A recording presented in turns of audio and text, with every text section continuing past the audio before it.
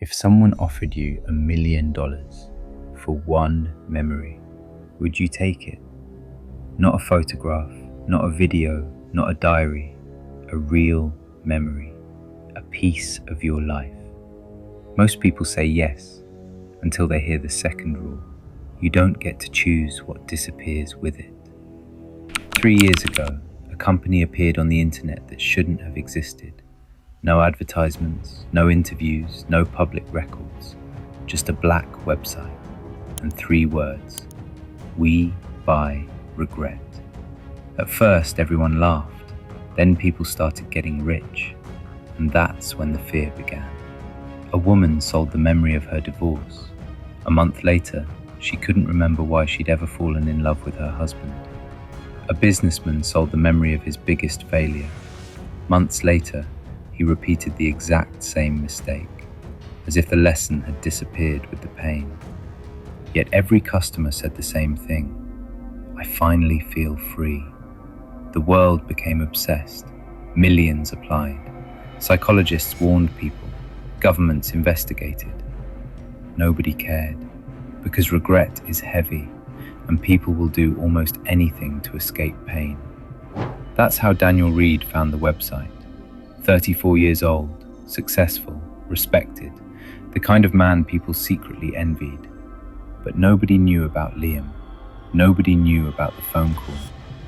10 years earlier, Daniel's younger brother called him 3 times. Daniel ignored every call. He was in a meeting, busy building his future, too busy for 5 minutes. That night, Liam died in a car accident. The last thing Liam ever heard from his brother was silence. For 10 years, Daniel replayed that fact inside his mind. Every day, every night, every birthday, every Christmas, every family gathering. What if I answered? What if he needed me? What if 5 minutes changed everything? The guilt became part of him, like a second heartbeat, always there, always waiting. So when he found the website, he clicked. 2 weeks later, an email arrived. No sender, no logo, no explanation, only an address. The building sat alone at the edge of the city, grey, windowless, silent, almost forgotten. Inside, a woman sat behind a desk. Before Daniel said a word, she smiled. We already know why you're here. Daniel froze. He had never told anyone. Yet somehow, she already knew about Liam. The procedure lasted 20 minutes. No machines, no surgery, no futuristic technology. Only questions. Painful questions. Questions he had spent 10 years avoiding. Then, everything went black. When Daniel woke up, he immediately felt different. Lighter, quieter, calmer. The guilt was gone. For the first time in 10 years, he slept peacefully. The nightmares stopped. The anxiety faded. The weight disappeared. It felt like freedom, real freedom. For several months, life became easier. Work improved.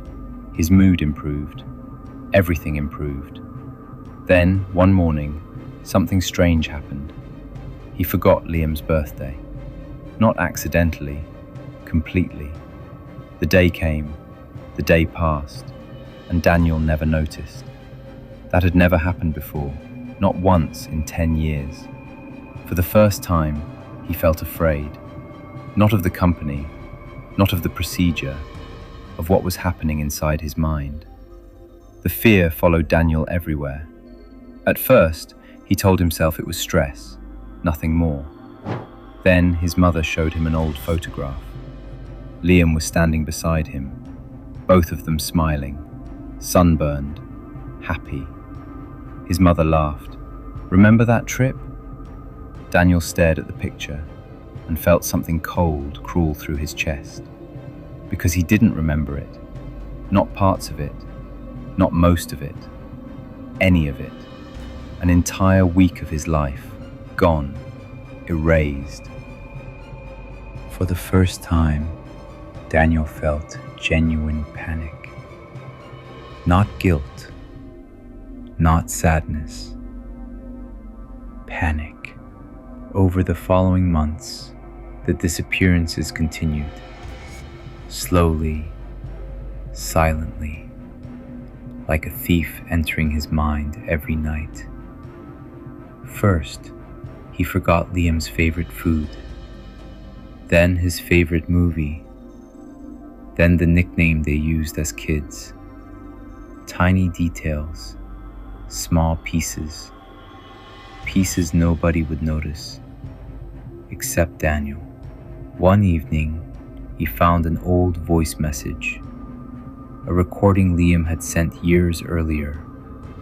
Just a joke, nothing important. Daniel pressed play and listened. The message ended. Then he played it again and again and again, because he realized something terrifying. He was trying to memorize his brother's voice before he forgot it forever. That night, he couldn't sleep. He sat alone in the dark, listening to the recording over and over, like a man trying to hold water in his hands.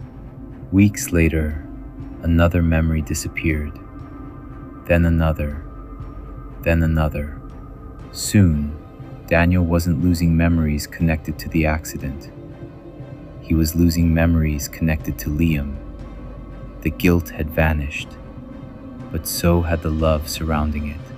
And that's when Daniel finally understood. The company had lied. They weren't removing pain. They were removing connections. One night, Daniel sat in front of hundreds of old photographs. Pictures covered the floor. Pictures covered the couch. Pictures covered the table. He spent hours staring at Liam's face, trying to remember, trying to feel something, anything. Then he noticed something horrifying. The face in the photographs felt familiar, but distant, like looking at a childhood friend he hadn't seen in decades. Not his brother. Not anymore. Daniel broke down, not because he remembered Liam, but because he couldn't. Because somewhere deep inside, he knew what was happening. Liam was dying a second time. The first death happened in a car accident. The second was happening inside Daniel's mind. Memory by memory, moment by moment, piece by piece. Desperate, Daniel returned to the address. But the building was gone, abandoned, empty, dust everywhere, as if nobody had worked there for years. There were no records, no employees, no company registration, nothing. It was like chasing a ghost.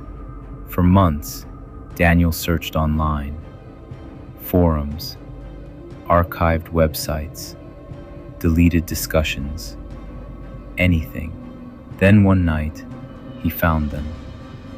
Other customers, people who had sold their regrets, people who thought they had bought freedom, people who now lived with something far worse. One woman wrote, "I sold the regret of losing my husband. Now I barely remember loving him." Another wrote, "I sold the regret of failing my business. Now I keep making the same mistakes." Another wrote, "I sold my grief, and somehow I sold part of my soul." Daniel read every story, every warning, every regret, and slowly, a horrifying pattern emerged. Nobody became happier. Nobody became wiser. Nobody became free. They simply became emptier, less emotional, less connected, less human. Then Daniel found a message posted years earlier. A single sentence. We thought we were selling our regrets, but we were actually selling the parts of ourselves those regrets created. For several minutes, Daniel stared at the screen, unable to move, unable to breathe, because for the first time, he finally understood what had been stolen. Not memories, not pain, identity. For weeks, Daniel couldn't stop thinking about that sentence. Identity. Not memories, not pain. Identity. At first, he wanted to believe it wasn't true, that all of this was some kind of psychological side effect, a misunderstanding, a coincidence. But deep down, he already knew, because every day, he felt himself becoming someone else. The old Daniel would have called his mother every Sunday. Now he often forgot. The old Daniel would have noticed when a friend was struggling. Now he barely paid attention. The old Daniel understood loss, understood grief, understood pain. Now those emotions felt distant, like stories that happened to somebody else. Then, one afternoon, his mother asked him a simple question, a question that shattered him. "Do you ever miss Liam?" Daniel opened his mouth, but no answer came, because he didn't know. He genuinely didn't know. And in that moment, he realized something terrifying. The company hadn't removed his suffering. It had removed his connection to the reason he suffered. The pain was gone, but the love was fading too. That night, Daniel sat alone in his apartment, surrounded by photographs, letters, voice recordings, memories, trying desperately to hold on to what remained. Then a thought entered his mind, a thought so simple, it frightened him. What if regret wasn't the problem? For 10 years, Daniel believed his guilt was destroying him. But what if it had actually been protecting something? What if guilt was the price of remembering, the price of loving, the price of caring? Suddenly, everything made sense. The father who forgot how much he missed his son. The woman who forgot why she once believed in love. The businessman who repeated the same mistakes. They hadn't lost pain. They had lost meaning. Because pain and meaning were connected. Two sides of the same memory. You couldn't remove one completely without damaging the other. Months later, Daniel stopped searching for the company. Stopped searching for explanations. Stopped searching for a way back. Instead, he started doing something different. He started writing. Every memory he could still remember about Liam. Every story, every joke, every lesson, every moment.